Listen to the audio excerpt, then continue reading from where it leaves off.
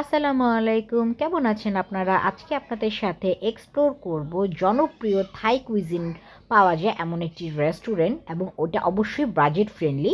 আর সেটা হচ্ছে খাওসান, যেটা ধানমন্ডি ২ এ অবস্থিত। আমি আগে অবশ্য থাই অনেক জায়গায় থাই কুইজিন ট্রাই করেছি। অনেকদিন ধরে ইচ্ছা ছিল খাওসানে যাব। অ্যাকচুয়ালি খাওসান থাইল্যান্ডের একটি বিজি কালারফুল একটা রোড, যেখানে অলওয়েজ মানুষের গ্যাদারিং থাকে, অনেক ধরনের ফুড পাওয়া যায়, অনেক কালচার হেরিটেজ অনেক কিছুই হয়।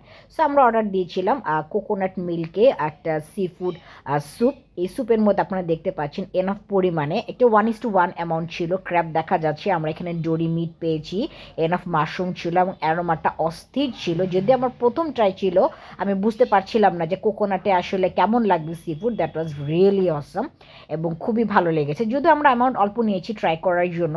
আর গল্পের ফাঁকে ফাঁকে একটু করে খাওসানের এনভায়রনমেন্টে দেখিয়ে নিলাম কেমন ছিল গ্যাদারিং। আমরা নেক্সট অর্ডার দিয়েছিলাম grill chicken with peanut sauce. Grill চিকেনটা বেশ ঝাল ঝাল ছিল, খেতে ভালোই লেগেছে। পিনাট সস ওয়াজ ও মাই গড, এটা খেলেই বুঝতে পারবেন, আমি একটু বাড়িয়ে বলছি না। নেক্সট এনভায়রনমেন্টটা কেমন ছিল কে বলবে? রাত 11টা বাজে তখন, যদিও আমরা লাস্ট কাস্টমার ছিলাম, but it was very lively. Khao San নিয়ে অনেক মিক্সড রিভিউ দেখেছি, তবে আমি ডিসঅ্যাপয়েন্টেড হইনি এত রাতে গিয়েও। ওদের অ্যাম্বিয়েন্সটা ভালো লেগেছে, ওদের ওয়েটার থেকে all over as a whole ভালো ছিল, এবং আমরা যখন খাবার অর্ডার করেছি ভালোই পেয়েছি।